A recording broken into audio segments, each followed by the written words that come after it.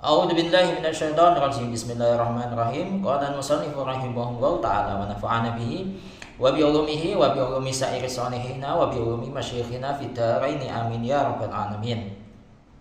Alhamdulillah, segala puji hanya milik Allah alladzi hadana, yang mana Allah telah memberikan hidayah kepada kita semua. Maksud dari hadana adalah aidallana, yang mana Allah telah menunjukkan kepada kita lihada hal ini. Yang dimaksud hal ini adalah at-ta'lifa. Ini kalau maksud dari lihada itu at-ta'lifa. Tapi kalau misalkan kalian menjadikan at-ta'lif ini sebagai badal, berarti at-ta'lifi, ya.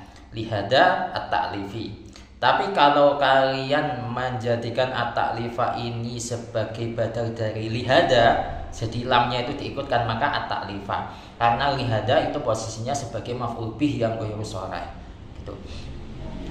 Yang mana Allah telah menunjukkan kita semua atau memberikan hidayah kita semua kepada hal ini. Wa ma kunna linahtadiya laula an hadana Allah, dan kita semua itu tidak akan pernah bisa mendapatkan hidayah kalau bukan Allah yang memberikan hidayah kepada kita. Ilaihi, menuju. Nah, ini hinya kembali ke at-ta'lif, ya, kepada karangan ini atau kitab ini. Walhamdu huwa al-wasfu bil jamil. Nah, kalimat alhamdu atau pujian merupakan al-wasfu bil jamil, merupakan penyifatan dengan baik, disifati dengan baik. Atau kalau bahasa kampus, al-wasfu itu bukan mensifati tapi mendeskripsikan, ya. Jadi pujian atau alhamdu merupakan deskripsi hal bil jamil dengan indah. Wassalatu, ya, sholawat, yang mana sholawat ini artinya wahiyya minallahi ar-rahmah, yang mana jika sholawat ini datang dari Allah merupakan rahmat. Rahmat yang apa? Rahmat yang al-makrunatu bit-ta'dimi, rahmat yang disertai dengan takdim, pengagungan. Nah, sholawat wassalamu dan salam, yang mana salam ini maksudnya adalah at-taslimu, mengucapkan salam, min kulli afatin, dari segala afat, dari segala, ya, bahaya, wa naqsin, dan segala kekurangan. Nah, sholawat serta salam ala sayyidina Muhammadin, semoga tetap tercurahkan kepada pemimpin kita Nabi Muhammad SAW, yang mana beliau adalah utusan Allah, Rasulullah, yang mana beliau menjadi utusan Allah lika fatisakola ini, bagi seluruh dua beban. Nah, yang dimaksud dua beban di sini adalah al-jinni wal insi, manusia dan jin. Ini artinya jin dulu, ya, jin dan manusia, ya. As-sakola ini dua beban. Manusia dan jin disebut dua beban karena dua makhluk inilah yang beban-bebani bumi, gitu, ya. Yang bikin bumi semakin berat, ya, dua makhluk ini.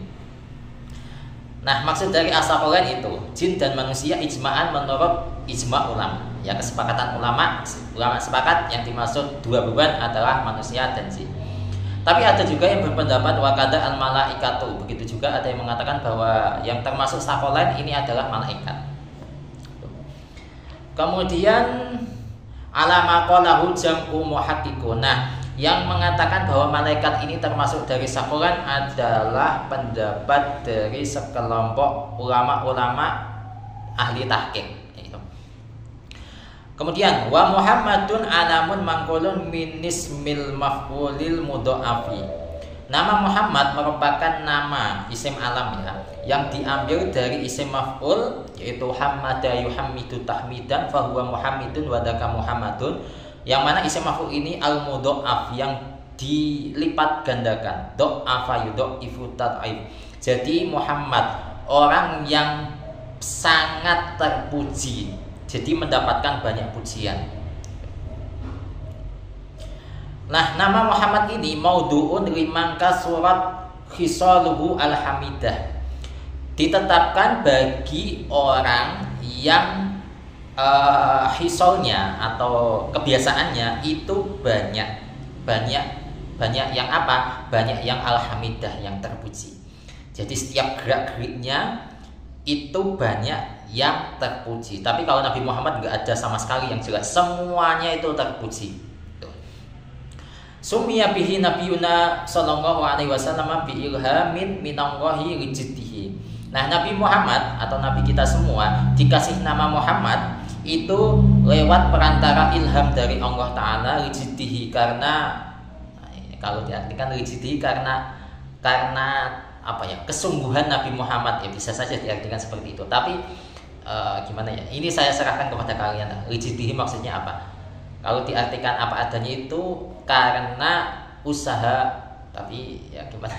Karena kesungguhan Nabi besar Muhammad SAW gitu. Tapi arti pastinya saya serahkan kepada kalian. Silakan kalian tanyakan ke kiai kalian ya. Wa rasulu minal basyari. Nah, kemudian utusan ya, Nabi Muhammad kan utusan, itu minal basyari, termasuk dari golongan manusia. Yang mana Rasul ini adalah dakarun hurun, laki-laki merdeka, uhiya ilaihi bisyar'in, yang dikasih wahyu berupa syariat, wa umira bitablighihi, dan diperintahkan untuk menyampaikan syariat tadi, wa illam yakun lahu kitabun, meskipun laki-laki yang merdeka tadi itu tidak dikasih kitab, wa illam yakun lahu kitabun wala naskhun, dan tidak memiliki nas atau lembaran. Contohnya kayak Yusha alaihi salam, seperti Nabi Yusha alaihi salam. Ya, Nabi Yusha itu tidak punya kitab dan tidak punya nas, tapi tetap karena beliau itu sebagai rasul tetap diperintahkan untuk menyampaikan syariat. Fa in lam yu'mar bit tablighi fa nabiyun.